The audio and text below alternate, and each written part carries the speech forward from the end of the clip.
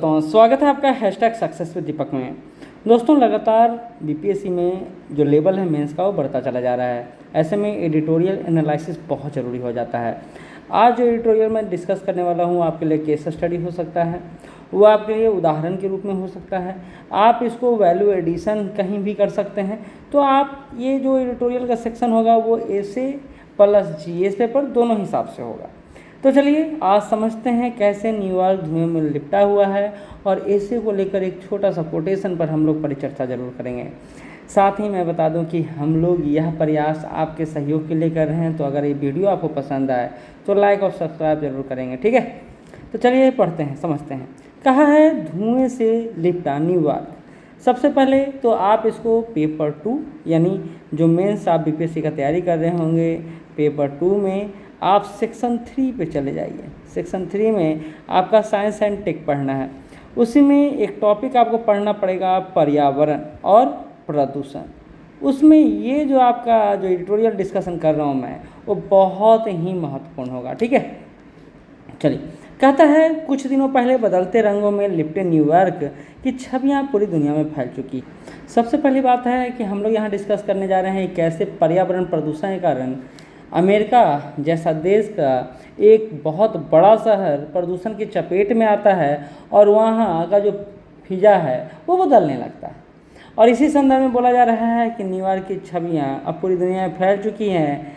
पहले यह न्यूयॉर्क सफ़ेद और फिर सलेटी रंगों से होते हुए नारंगी रंग में लिपटा हुआ हमारे मॉडर्न सोसाइटी, आधुनिक समाज का एक तस्वीर प्रस्तुत कर रहा है। यह हमारे समय की बदलती तस्वीर है, जहां हम ऐसे समय में हैं जिसमें कोई भी एक दूसरे से प्रभावित हुए बिना नहीं रह सकता है।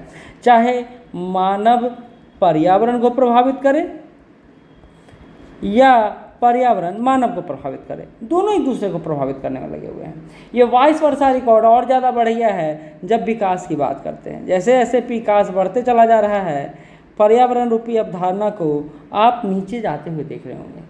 तो आधुनिक समय का यही एजेंडा है, कैसे मनुष्य ने पर्यावरण को बदल कर रख दिया है, उसके विनाश का कारण बन गया है, और यह विनाश अब उल्टा उसी पर प्रभाव डाल रहा है। इस न्यूयॉर्क की रिपोर्ट से आप समझ सकते हैं।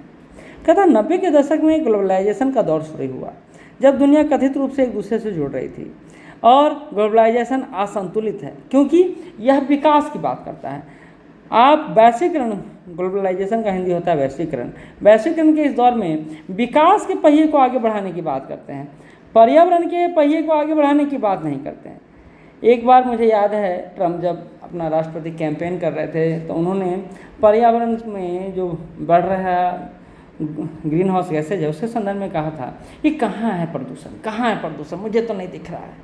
और इसी संदर्भ में वो पेरिस क्लाइमेट समझौते से भी बाहर हो गए थे। वो वाक्य मुझे याद है, और उस वाक्य को आज से जोड़कर देखता हूँ तो मुझे हंसी आता है उन पे भी, उनके उस कथन पर भी, है ना। कहते हैं आगे कि बांग्लादेश में चक्रवात, भारत के बड़े महानगरों में लगातार बारिश, अफ्रीका के सूडान और साहेल क्षेत्रों में सूखा जैसी तमाम समस्याएं सभी के सामने आती हुई दिखाई दे रही हैं। और ये समस्या एक नहीं है, लगातार आती जा रही हैं। कहा जा रहा है आगे कि हम प्रदूषण के पीछे मूल कारण जब समझने का प्रयास करते हैं, चाहे वो दिल्ली का प्रदूषण हो चाहे न्यूयॉर्क का प्रदूषण हो, तो दिल्ली के प्रदूषण को लेकर बड़ी बड़ी बातें होती है कि भाई पराली जलाया जाता है हरियाणा और यूपी और पंजाबी किसानों द्वारा, इससे दिल्ली में प्रदूषण होता है। तो ये कारण जब रिपोर्ट आता है तो फीके दिखाई देते हैं। क्यों?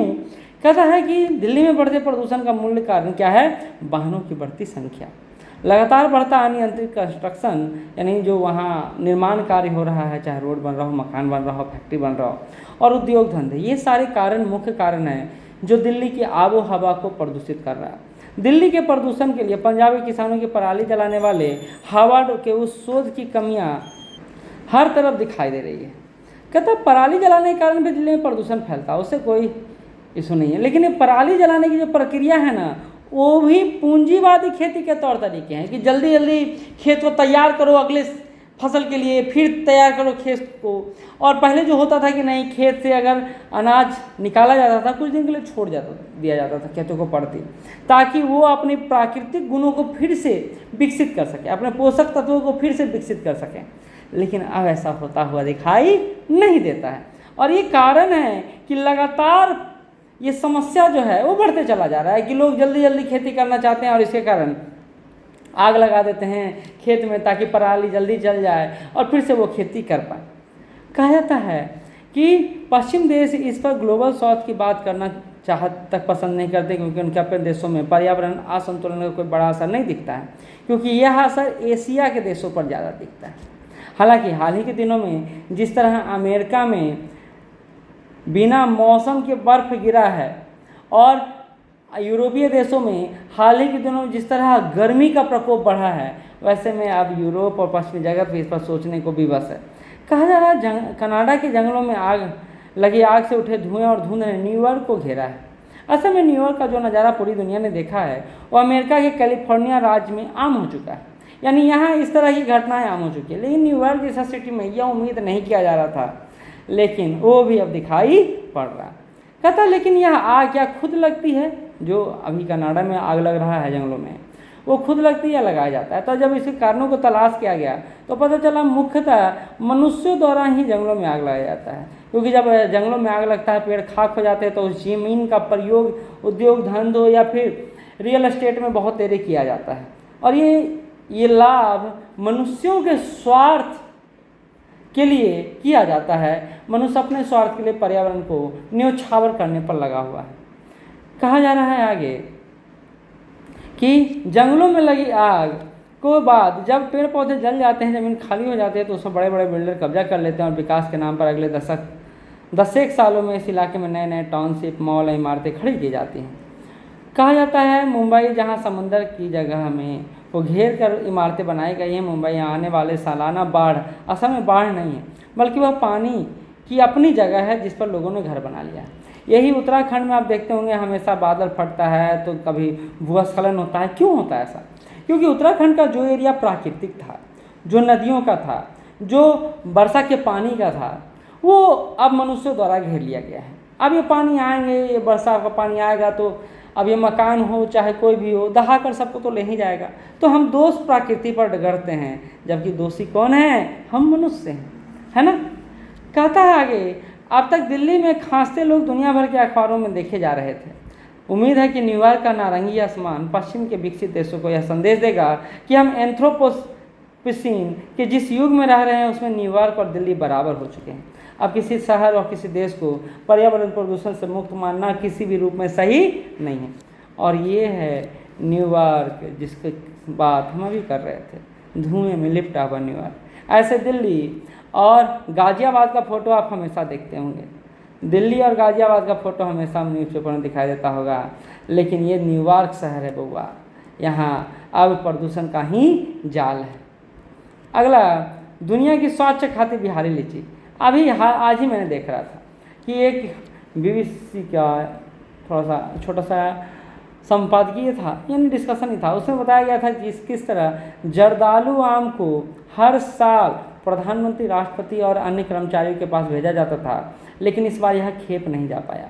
जर्दालू आम जिसको GI टैग मिला हुआ है भागलपुर में, बहुत ही फेमस है। इसी तरह शाही लीची, जो मुजफ्फरपुर का शाही लीची है, ये पूरे देश में, पूरे विश्व में प्रचलित है, GI टैग भी मिला हुआ है। कहा जा रहा है देश ही नहीं दुनिया का सबसे बढ़िया किस्म की लीची बिहार के मुजफ्फरपुर, पूर्वी चंपारण, वैशाली, समस्तीपुर आदि जिलों में के बागानों की सौगात है। यूँ तो ये उत्तराखंड के रामनगर, काशीपुर, देहरादून, पंजाब, उधम सिंह, पठानकोट में भी उपजाया जाता है, लेकिन शाही लीची जो बिहार का, उसका क्या कहना। 2018 में इसको ज्योग्राफिकल इंडिकेशन टैग यानी GI टैग दिया गया था। इन दिनों यह शाही लीची ब्रांड बिहार का स्वादिष्ट बनाते हुए देश भर में सफ़र कर रही है। इस वर्ष तो किसानों के खेत में प्रति किलो 100 रुपये की कीमत पर यह मिल रहा है, यानी कीमत भी बढ़ा है और किसानों को लाभ भी मिल रहा है। कहा जा रहा है दुनिया भर के विभिन्न देशों के शॉपिंग कॉम्प्लेक्स संचालित करने वाला लुलु ग्रुप, जो बहुत चर्चा में रहा था, लखनऊ में जो अपना ये मॉल खोला था, इस वक्त खरीदारी करने बिहार पहुंचा और बिहार से बड़े स्तर पर शाही लीची खरीदारी किया है। और यह लुलु मॉल पूरे विश्व के अपने मॉल में यह लीची भेज रहा है। कहा था भारत में लीची चीन से आई। 7वीं शताब्दी में मशहूर चीनी यात्री ह्वेनसांग जब नालंदा विश्वविद्यालय पहुंचे थे तो अपने साथ लीची लेकर आए थे, और यही लीची आज दुनिया भर में बिहार के कद को ऊपर कर रही है।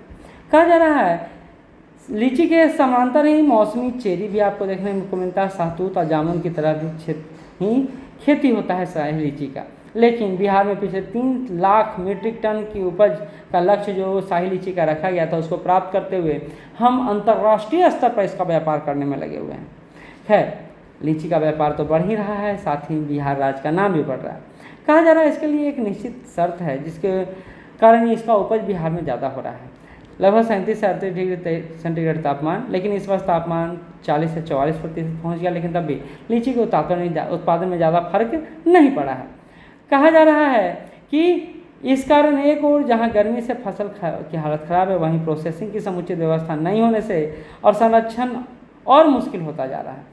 ऐसे में अगर लीचों का संरक्षण किया जाए तो बिहार के 6 जिलों के किसान के लिए यह अमृत के समान होगा, रोजगार का एक बड़ा अवसर देने वाला होगा।